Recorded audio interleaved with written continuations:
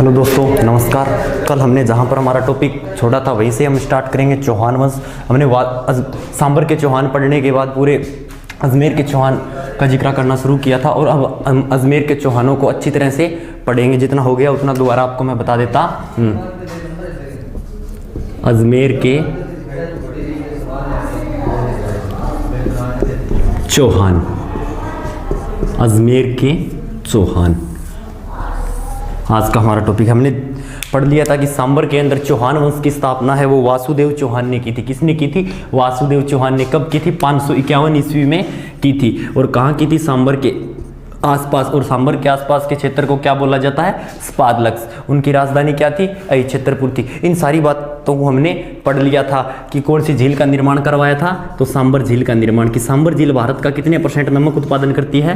तो 8.7। राजस्थान की ये सारे खारे पानी की सबसे बड़ी झील है, जबकि भारत की चिल्का उड़ीसा है। इन सारी बातों का जिक्र हमने कल कर लिया था। तो आज हम अजयराज भी, कल हमने अजमेर का अजयराज भी पढ़ा था। तो कि अजयराज ने अजमेर के अंदर अजमेर दुर्ग का निर्माण करवाया, या उसे गठबिटली दुर्ग भी कहा जाता है, या उसे तारागढ़ दुर्ग भी कहा जाता है, या उसे राजस्थान का जिब्राल्टर भी कहा जाता है। इस प्रकार उस दुर्ग के कई नाम हैं। और उस दुर्ग के अंदर क्या क्या दर्शनीय स्थल है, जैसे नाना जी का झालरा, रूठी रानी का महल, ठीक है। इस प्रकार से हमने उसके दर्शनीय स्थल भी देखे थे। विश्व के एकमात्र घोड़े की मजार, ठीक है।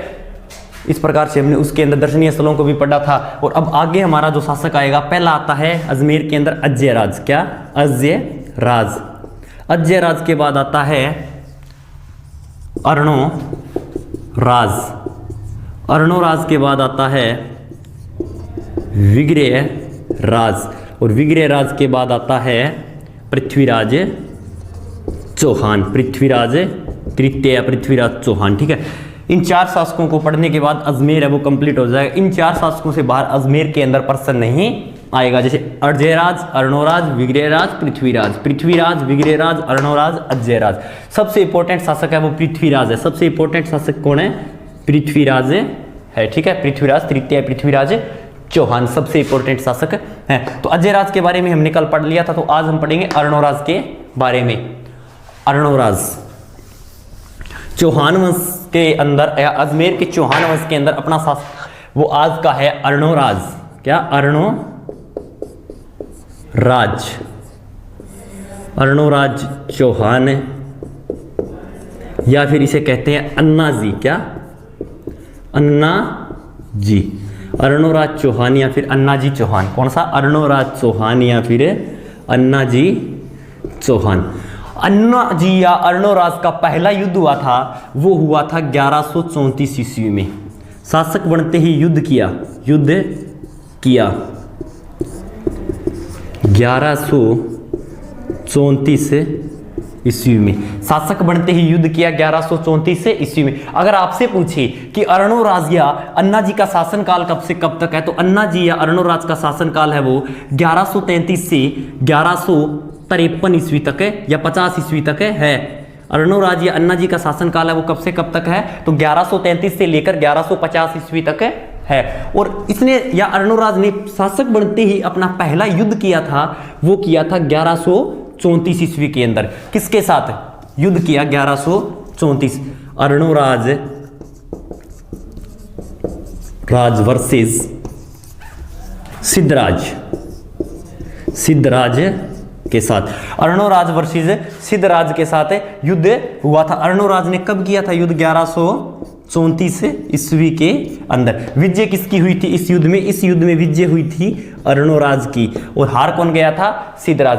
अर्णोराज चौहान या अन्ना जी चौहान, शासनकाल 1133 से 1150 ईस्वी तक, ठीक है। युद्ध किया 1134 ईस्वी के अंदर। आपसे पूछी कि अर्णोराज या फिर अन्ना जी चौहान ने 1134 के अंदर कौन सा युद्ध किया था, तो अर्णोराज या अन्ना जी चौहान ने 1134 के अंदर युद्ध किया था। और उस युद्ध के अंदर किसकी विजय हुई थी? अर्णोराज चौहान की युद्ध के अंदर विजय हुई थी। और इसके बाद सुदृढ़ तरीके से आगे का अर्णोराज है वो शासक बन जाता, ठीक है। तो अर्णोराज ने पहला युद्ध कब किया था? 1134 ईस्वी के अंदर किया था। तो आपको पता है अगर कोई भी शासक बनेगा तो वो किसी न किसी चीज का निर्माण जरूर करवाएगा। जैसे हमने बताया वासुदेव ने किसका निर्माण करवाया था? तो वासुदेव ने सांबर झील का निर्माण करवाया। और अजयराज ने किसका निर्माण करवाया? गठबिटली दुर्ग का निर्माण करवाया। उसी प्रकार अर्णोराज किस चीज का निर्माण करवाता है या अन्ना जी किस चीज का निर्माण करवाते हैं? तो हम देखते हैं अर्णोराज ने निर्माण करवाया, निर्माण करवाया कौन सी झील का? अर्णोराज या अन्ना जी ने निर्माण करवाया अन्ना सागर झील का, अन्ना सागर झील का। आपसे पूछेगा कि अर्णोराज या अन्ना जी ने कौन सी झील का निर्माण करवाया, तो अन्ना सागर झील का। वैसे डेट पूछ ली जाती है तो 1137 ईस्वी के अंदर अर्णोराज या अन्ना जी ने कौन सी झील का निर्माण करवाया था, तो अन्ना सागर झील के निर्माण करवाया था। अन्ना सागर झील का निर्माण क्यों करवाया गया? अन्ना जी या अर्णोराज ने तुर्कों के साथ संघर्ष किया था। अन्ना जी या अर्णोराज ने किसके साथ संघर्ष किया था? तुर्कों के साथ संघर्ष किया था। तो उन तुर्कों के साथ संघर्ष करने के कारण अजमेर की जो धरती है वो खून से लाल हो गई थी, और उसी खून के छिंटों या लाल हुई धरती को साफ करने के लिए अन्ना जी या अर्णोराज ने कौन सी नदी का जल रोक कर करवाया था अन्ना सागर झील का निर्माण? चंद्रा नदी का जल रोक कर, चंद्रा नदी का जल रोक कर। ठीक है, आपसे पूछेगा कि अन्ना जी या अर्णोराज ने अन्ना सागर झील का निर्माण कौन सी नदी का जल रोक कर करवाया था, तो चंद्रा नदी का जल रोक कर करवाया था। और वर्तमान में पूछे अन्ना सागर झील में नदी गिरती है, अब वर्तमान में चंद्रा नदी तो नहीं गिरती है, लेकिन अन्ना सागर झील में वर्तमान में नदी गिरती है, वर्तमान में नदी गिरती है, बांडी नदी। वर्तमान में कौन सी नदी गिरती है, तो बांडी नदी है, वो कहां गिरती है? अन्ना सागर झील के अंदर गिरती है। ठीक है, या इसे बेड़च नदी भी कहते हैं। वर्तमान में अन्ना सागर झील के अंदर बांडी या बेड़च नदी भी गिरती है। ठीक है, आया समझ में? एक बेड़च है जो कि उदयपुर की उदय सागर झील के अंदर गिरती है, और एक बेड़च है जो कि बांडी नदी का ही उपनाम है। ठीक है, वर्तमान में नदी गिरती है इसके अंदर बांडी। ठीक है, तो अन्ना सागर झील का निर्माण करवा दिया कहां? अजमेर के अंदर। चंद्रा नदी के जल रोक कर करवाया गया, और वो मैंने आपको बता दिया क्यों करवाया, कि उस खून को साफ करने के लिए उस झील का निर्माण करवाया। और इस झील के अंदर नदी कौन सी गिरती है? बांडी नदी गिरती है। इस झील के किनारे, अन्ना सागर झील के किनारे, झील के किनारे जहांगीर ने दौलत बाग का निर्माण करवाया। दौलत बाग का निर्माण करवाया। अन्ना सागर झील के किनारे जहांगीर ने किसका निर्माण करवाया था? तो अन्ना सागर झील के किनारे जहांगीर ने दौलत बाग का निर्माण करवाया। दौलत बाग को वर्तमान में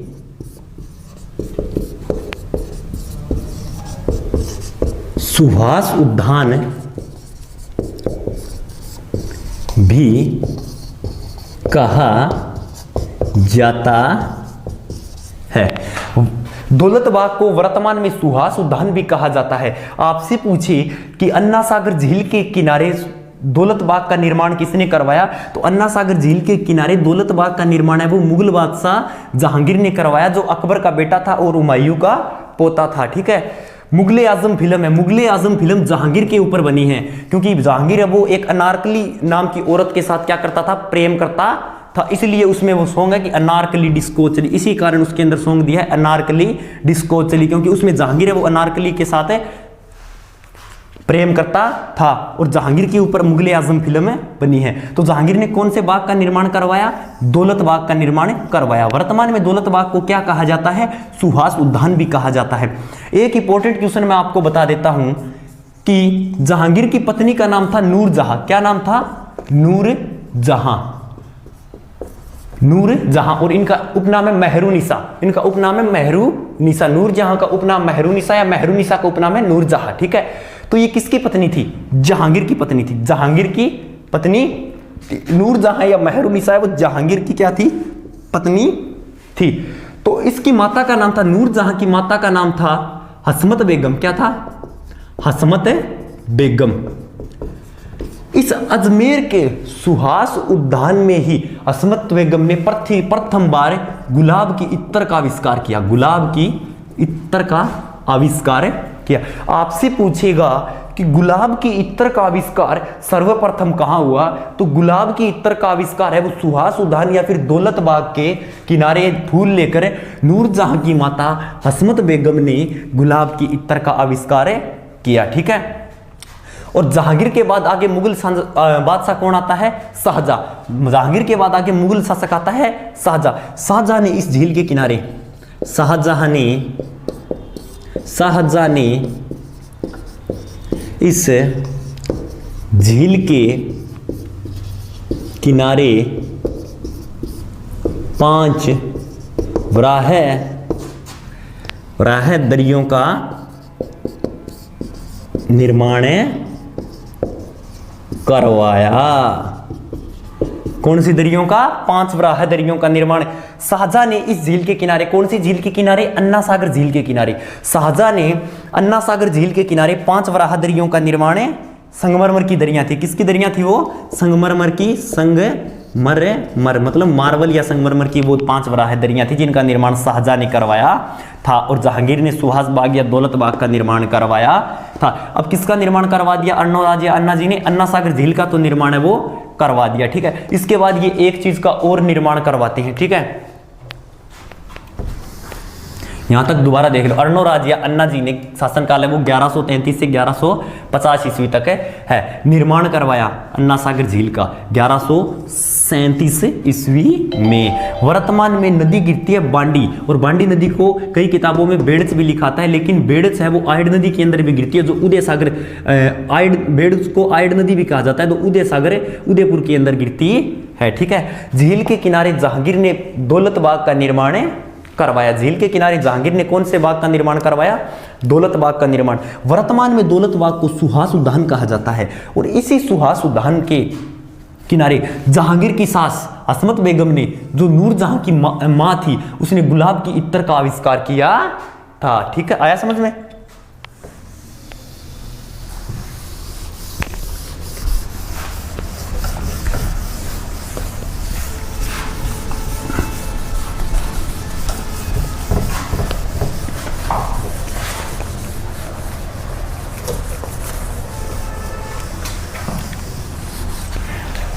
इसके बाद आगे का जो शासक है वो अर्णोराज के बाद कौन आता है?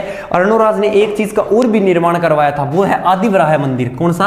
आदिवराह मंदिर। आदिवराह मंदिर। अर्णोराज ने एक और मंदिर का निर्माण करवाया था। आदिवराह मंदिर कहां करवाया था? पुष्कर, अजमेर के अंदर। अर्णोराज ने एक मंदिर का निर्माण करवाया अजमेर के अंदर, जो कहां करवाया था? पुष्कर, अजमेर के अंदर करवाया था। ठीक है। और एक क्वेश्चन आपको मैं इंपॉर्टेंट क्वेश्चन बता देता हूं कि पुष्कर अजमेर को तीर्थों का मामा कहा जाता है। आपसे पूछेगा कि आदिवराह मंदिर का निर्माण पुष्कर अजमेर में किसने करवाया? तो अर्णोराज या फिर अन्ना जी ने करवाया। आपसे पूछेगा कि पुष्कर अजमेर के अंदर आदिवराह मंदिर का निर्माण किसने करवाया? अर्णोराज या फिर अन्ना जी ने करवाया। और पुष्कर का उपनाम क्या है? तो पुष्कर का उपनाम है तीर्थों का मामा। अगर तीर्थों की नानी पूछे, तीर्थों की नानी सांबर देवी, यानी क्या?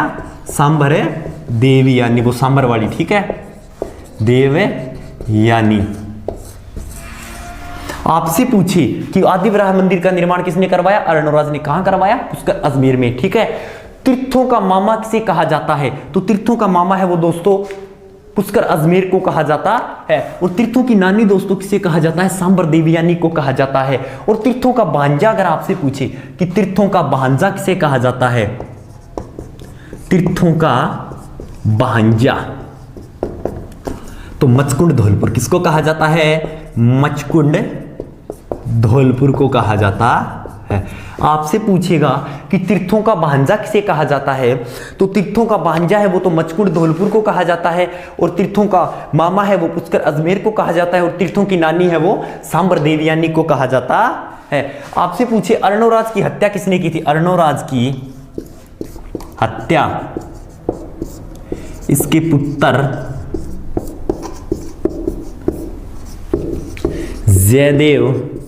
या फिर जगदेव ने की। आपसे पूछेगा कि अर्णोराज की हत्या करने वाला बंदा कौन था, तो अर्णोराज की हत्या है वो अर्णोराज का एक लड़का था जिसका क्या नाम था, हम जयदेव भी कह सकते हैं, हम जगदेव भी कह सकते हैं, तो उसने अर्णोराज की हत्या की। यह राजस्थान का प्रथम पितृहंता है। अर्णोराज की हत्या किसने की थी, पुत्र जयदेव या जगदेव ने। किसका पुत्र था, अर्णोराज का। और इसको राजस्थान का प्रथम पितृहंता भी कहा जाता है। वैसे इंपॉर्टेंट तो नहीं है क्योंकि बाप को मारने वाले को कोई याद नहीं रखता है, बाप को मारने वाले को इतिहास के अंदर कोई याद नहीं रखता है, वैसे कोई इंपॉर्टेंट नहीं है, पर आप याद कर लेना क्योंकि अर्णोराज की हत्या किसने की, उसके पुत्र जयदेव या जगदेव ने, जिसे राजस्थान का प्रथम पितृहंता बोला जाता है। ठीक है, अब इसके बाद जो शासक आता है वो आता है बिसलदेव चौहान या फिर विग्रहराज चौहान। बिसलदेव चौहान या विग्रहराज चौहान। पुष्कर के बारे में आपको मैं एक चीज और बता देता हूं, विग्रहराज चौहान करवाने से या बिसलदेव चौहान करवाने से पहले। ठीक है, रोपवे, क्या रोपवे, रोपवे, रोपवे होते हैं उड़न खटोले। क्या उड़न खटोले, हिंदी में रोपवे को कहा जाता है उड़न खटोला। क्या उड़न खटोला, ठीक है, वो तार वाले उड़न खटोले। ठीक है, जो पहाड़ियों के ऊपर लगे होते हैं मंदिरों में जाने के लिए, जो तार के ऊपर, उनको उड़न खटोले बोला जाता है और इंग्लिश में उन्हें बोला जाता है रोपवे। क्या रोपवे। राजस्थान का प्रथम रोपवे, राजस्थान का प्रथम रोपवे। वैसे ये टॉपिक आपको अलग से करवाऊंगा और क्योंकि पुष्कर का नाम आ गया तो पुष्कर के अंदर एक रोपवे, इसलिए ये बता देता हूं आपको। ठीक है, राजस्थान का प्रथम रोपवे सुधा माता जालोर। आपसे पूछेगा कि राजस्थान का प्रथम रोपवे कहां है, तो सुधा माता जालोर। ठीक है, आपसे पूछे कि राजस्थान का दूसरा रोपवे कहां है, राजस्थान का दूसरा रोपवे कहां है, तो करणी माता मंदिर है, करणी माता मंदिर है, बीकानेर नहीं, उदयपुर। करणी माता मंदिर है उदयपुर, क्योंकि उदयपुर की पहाड़ियों में एक करणी माता का मंदिर बना हुआ है, इसलिए वहां पर राजस्थान का दूसरा रोपवे लगाया हुआ है। आपसे पूछेगा कि राजस्थान का तीसरा रोपवे, राजस्थान का तीसरा रोपवे। ठीक है, ये इंपॉर्टेंट है, इसीलिए बता रहा हूं। राजस्थान का तीसरा रोपवे है वो सावित्री मंदिर, पुष्कर अजमेर के अंदर स्थित है, पुष्कर अजमेर में है। राजस्थान का तीसरा रोपवे कहां है, सावित्री मंदिर पुष्कर अजमेर में है। ठीक है, आपसे पूछे राजस्थान का प्रथम रोपवे कहां है, सुधा माता पर्वत है जालोर। आपसे पूछे राजस्थान का दूसरा रोपवे कहां है, करणी माता मंदिर है बीकानेर। आपसे पूछे राजस्थान का तीसरा रोपवे कहां है, तो पुष्कर अजमेर या सावित्री मंदिर पुष्कर है अजमेर। ठीक है,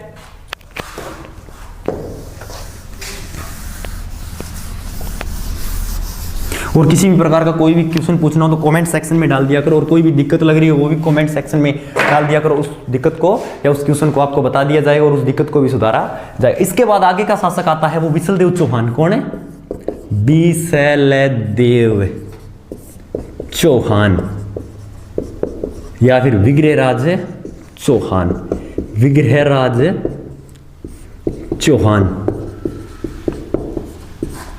बिसलदेव चौहान या फिर विग्रहराज चौहान, इनका शासनकाल है वो है 1153 से लेकर 1163 ईस्वी तक। इनका शासनकाल याद रखने की कोई जरूरत नहीं है, आपको 3 या 4 शासक है वो है मेवाड़ के, कहां के, मेवाड़ रियासत के 3 या 4 शासक है, उनका शासनकाल याद रखना पड़ेगा, जैसे राणा सांगा का, महाराणा प्रताप का। ठीक है, इस प्रकार के शासकों का शासनकाल याद रखना पड़ेगा, वो मैं आपको अलग से बता दूंगा। ठीक है, जब मेवाड़ आएगा तब। ठीक है, इनका शासनकाल याद रखने की कोई जरूरत नहीं, इनका शासनकाल है वो नहीं पूछा जाता है। बिसलदेव चौहान या विग्रहराज चौहान का शासनकाल है 1153 से 1163 ईस्वी तक। ठीक है, आ गया समझ में, बिसलदेव चौहान। इनके उपनाम, अब आपसे पूछेगा कि बिसलदेव चौहान के उपनाम क्या है। ठीक है, कटिबंधु या कवि बांधव। उपनाम भी कह सकते हैं हम इसे, उपाधि भी कह सकते हैं। कटिबंधु या कवि बांधव की उपाधि किसके पास थी? विग्रहराज चतुर्थ के पास है। कि आपसे पूछेगा विग्रहराज चतुर्थ का शासनकाल कब से कब तक है, तो 1153 ईस्वी से लेकर 1163 ईस्वी तक है वो विग्रहराज चतुर्थ का शासनकाल है। और विग्रहराज चतुर्थ को किसकी उपाधि थी या उपनाम क्या है, तो कटिबंधु या कवि बांधव किसके उपनाम है? विग्रहराज चतुर्थ के क्या है? उपनाम। ठीक है। विग्रहराज चतुर्थ ने एक ग्रंथ लिखा था, ग्रंथ लिखा। आपसे पूछे विग्रहराज चतुर्थ ने कौन सा ग्रंथ लिखा था, तो विग्रहराज चतुर्थ ने एक ग्रंथ लिखा था। उस ग्रंथ का क्या नाम है? हरिकेली, या एक नाटक हरिकेली। उस ग्रंथ का क्या नाम है? हरिकेली। इस ग्रंथ को हम नाटक भी कह सकते हैं। क्या कह सकते हैं? नाटक भी कह सकते हैं। एक नाटक लिखा या एक ग्रंथ लिखा जिस नाटक या ग्रंथ का नाम है हरिकेली। आपसे पूछेगा कि हरिकेली नाटक या हरिकेली ग्रंथ लिखा वो कौन सी लैंग्वेज के अंदर लिखा, तो लैंग्वेज अगर आपसे पूछी जाए तो लैंग्वेज आएगा संस्कृत। कौन सी भाषा के अंदर लिखा था? संस्कृत भाषा के अंदर लिखा था। ठीक है। अब आपसे पूछ लिया जाए कि बिसलदेव चौहान या विग्रहराज चौहान का शासनकाल कब से कब तक है, तो 1153 से 1163। बाकी पूछेगा नहीं, मैंने बता दिया। मेवाड़ के शासकों का पूछेगा, वो याद कर लेना। उपनाम कटिबंधु या कवि बांधव। ग्रंथ लिखा हरिकेली, कौन सी भाषा में? संस्कृत भाषा में। ठीक है। तो इसके बाद बिसलदेव चौहान है वो एक चीज का निर्माण करवाता है, संस्कृत पाठशाला का। किसका निर्माण करवाता है? संस्कृत पाठशाला का। विग्रहराज चौहान निर्माण करवाता है, निर्माण संस्कृत पाठशाला का। कब करवाया था? 1153। मतलब शासक बनते ही इसने काम चक दिया कि अपने एक पाठशाला बनाओ जिसमें बच्चे को कुछ पढ़ने को मिले, आगे एजुकेशनल का हब बनाने की तैयारी थी। किसको? भारत को। बिसलदेव चौहान के द्वारा निर्माण किसका करवाया? संस्कृत पाठशाला को। तो संस्कृत पाठशाला को तोड़ा एक शासक आता है कुतुबुद्दीन ऐबक।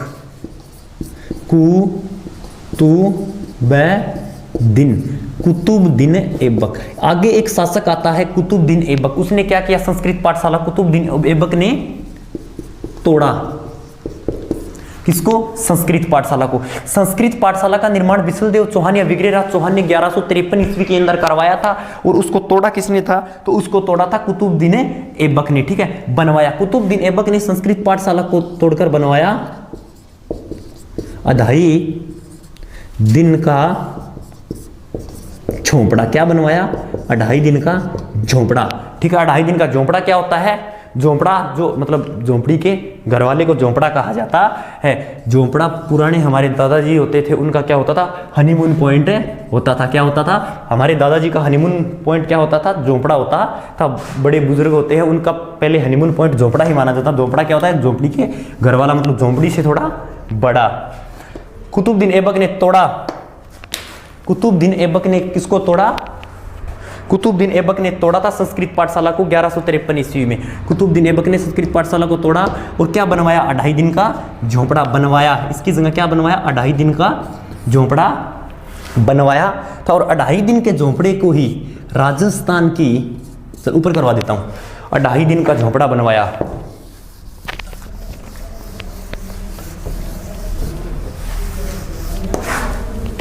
संस्कृत पाठशाला को तोड़कर जो किसने बनवाई? विग्रहराज ने बनवाई थी। और उसकी जगह क्या बनवाया था? 2.5 दिन का झोंपड़ा। और 2.5 दिन के झोंपड़े को राजस्थान की पहली अधूरी मस्जिद कहते। आपसे पूछेगा कि राजस्थान की पहली अधूरी मस्जिद किसे कहते हैं, तो 2.5 दिन का झोंपड़ा। क्या आएगा? 2.5 दिन का झोंपड़ा, राजस्थान की पहली अधूरी मस्जिद। ठीक है। और आपसे पूछे कि इसके और क्या, मतलब 2.5 दिन के झोंपड़े के और क्या उपनाम है, तो 2.5 दिन के झोंपड़े का एक और उपनाम है, वो क्या है? 16 खंभों का महल। 16 खंभों का महल भी 2.5 दिन के झोंपड़े को ही कहा जाता। 2.5 दिन के झोंपड़े को ही 16 खंभों का महल कहा जाता है। और 16 खंभों का महल किसे कहा जाता है? 2.5 दिन के झोंपड़े को। राजस्थान की पहली अधूरी मस्जिद है वो भी 2.5 दिन के झोंपड़े को कहा जाता है। अब मेन बात यहाँ पर ये आती है कि इसे 2.5 दिन का झोंपड़ा ही क्यों कहा जाता है। तो इसे 2.5 दिन का झोंपड़ा इसलिए कहा जाता है कि यहाँ पर पंजाब शाह की याद में 2.5 दिन का उर्स लगता है। किसकी याद में? पंजाब शाह की याद में। दिन का झोंपड़ा पंजाब शाह की याद में यहाँ 2.5 दिन का उर्स लगता है, इसलिए इसे क्या कहा जाता है? पंजाब शाह की याद में यहाँ 2.5 दिन का उर्स लगता है, इसलिए इसे 2.5 दिन का झोंपड़ा कहा जाता है। न कि ये 2.5 दिन में बनकर तैयार हुआ, न कि 2.5 दिन में अपनी ये संस्कृत पाठशाला थी वो तोड़ी गई, ये सब अफवाह है। लेकिन यहाँ पर पंजाब शाह की याद में 2.5 दिन का उर्स लगता है, इसलिए इसे 2.5 दिन का झोंपड़ा कहा जाता है। ठीक है। और इसके बाद और क्या निर्माण करवाते हैं? बिसलदेव चौहान। बिसलदेव चौहान इसके बाद निर्माण करवाते हैं, वो करवाते हैं बिसलपुर सागर बांध। बिसलदेव ने निर्माण करवाया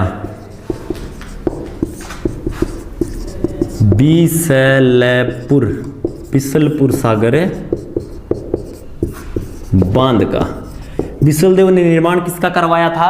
एक तो करवा दिया बिसलदेव चौहान या विग्रहराज चौहान ने किसका निर्माण करवा दिया था, मैं आपको पीछे बता चुका हूं, संस्कृत पाठशाला को। उसमें बिसलदेव की तो कोई गारंटी नहीं है कि उसको तोड़ दिया गया, निर्माण तो इन्होंने करवाया है। ठीक है। तो इसके बाद निर्माण करवाते हैं बिसलदेव चौहान बिसलपुर सागर बांध का। बिसलपुर सागर बांध का निर्माण बिसलदेव चौहान या फिर विग्रहराज चौहान ने कहां करवाया?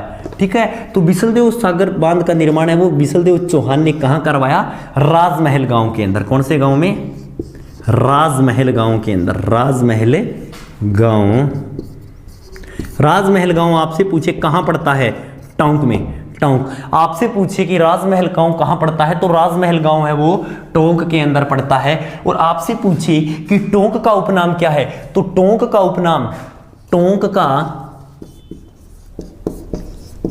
उपनाम क्या है? नवाबों का शहर। नवाबों का शहर कौन सा है? टोंक। ठीक है। नवाबों का शहर। आपसे पूछे कि टोंक का उपनाम क्या है, तो नवाबों का शहर। टोंक है वो राजस्थान के लेवल पे नवाबों का शहर है। टोंक है वो किस लेवल पे नवाबों का शहर है? तो टोंक है वो राजस्थान के लेवल पे नवाबों का शहर है। जबकि भारत के लेवल पे भारत में नवाबों का शहर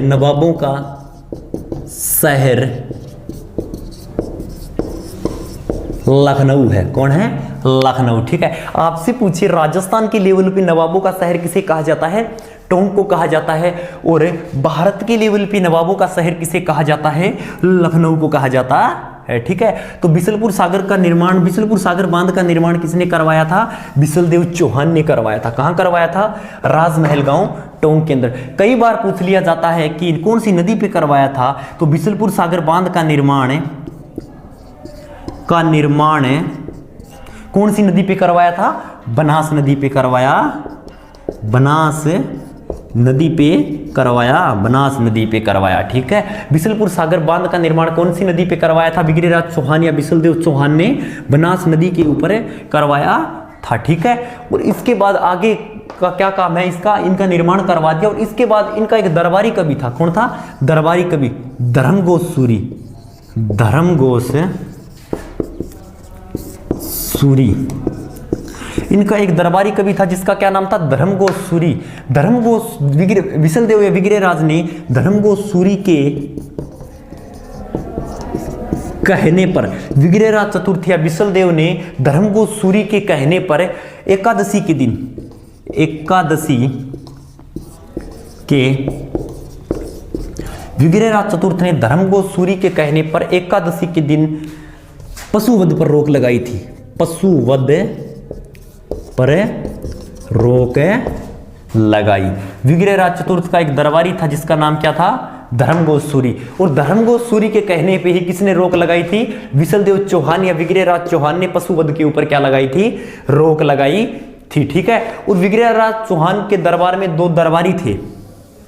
क्या थे? 2 दरबारी थे। उनमें से एक दरबारी का तो नाम था नरपति नल्हा। क्या था? नरपति। 2 दरबारी थे विशलदेव के चौहान के दरबार में 2 दरबारी थे। विशलदेव चौहान या विग्रहराज चौहान के दरबार में क्या थे? 2 दरबारी थे, जिनमें से एक का नाम क्या था? अपने सोमदेव। क्या था? सोमदेव। और एक का नाम था नरपति नल्हा। एक का नाम था नरपति नल है, ठीक है, या नल्हा, ठीक है, कुछ भी कर देना, वो एग्जाम के अंदर आएगा आपको। कई किताबों में नल्हा मिलता है, कई किताब में नल्हा मिलता है, ठीक है, तो नल्हा सही रहेगा, ठीक है। विशलदेव चौहान या विग्रहराज चौहान के दरबार में 2 दरबारी थे। एक का नाम था सोमदेव, एक का नाम था नरपति नल्हा। सोमदेव ने एक ग्रंथ लिखा था, उस ग्रंथ का क्या नाम था? ललित विग्रहराज। ललित विग्रह। सोमदेव ने एक ग्रंथ लिखा था, उस ग्रंथ का नाम था ललित विग्रहराज। और नरपति नल्ला ने एक ग्रंथ लिखा था। कौन सा ग्रंथ लिखा था? बताओ। ये इसका आप कमेंट के अंदर मेरे को उत्तर देना। नरपति नल्ला ने कौन सा ग्रंथ है लिखा? सोमदेव ने ललित विग्रहराज लिखा था और नरपति नल्ला ने कौन सा ग्रंथ लिखा था, ठीक है।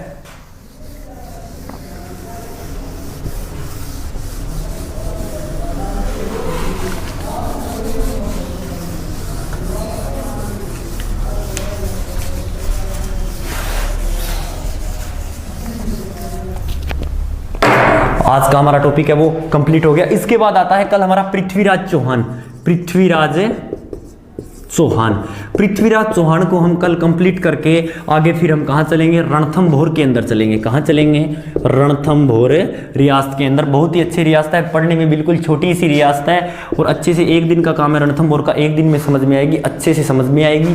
और पृथ्वीराज चौहान कल हमारा टॉपिक होगा। जो सबसे इंपॉर्टेंट टॉपिक है वो सबसे ज़्यादा प्रश्न उठ के कहाँ से आते हैं? पृथ्वीराज चौहान से आते हैं। आपसे पूछेगा कि सबसे ज्यादा टॉपिक है वो पृथ्वीराज चौहान से उठ के आते हैं कि पृथ्वीराज चौहान का शासनकाल कब से कब तक है, पृथ्वीराज चौहान की माता का नाम क्या था, पृथ्वीराज चौहान के पिता का नाम क्या था, पृथ्वीराज चौहान के गुरु का नाम क्या था, पृथ्वीराज चौहान की पत्नी का नाम क्या था, पृथ्वीराज चौहान कितने वर्ष की उम्र में शासक बने, ठीक है। ये सब प्रश्न है वो पृथ्वीराज चौहान से बनेंगे। पृथ्वीराज चौहान ने कितने युद्ध किए, किसके साथ कितने युद्ध किए, कौन से युद्ध में विजय हुई थी, कौन से युद्ध में हार हुई थी, ठीक है। इस प्रकार के सारे प्रश्न है वो हम पृथ्वीराज चौहान के अंदर कंप्लीट करेंगे। मोस्ट इंपोर्टेंट है, आप करने से पहले पृथ्वीराज चौहान को एक बार पढ़ जरूर लेना, ठीक है। और वो दोनों टॉपिक कल याद कर लेना, ठीक है। Okay bye.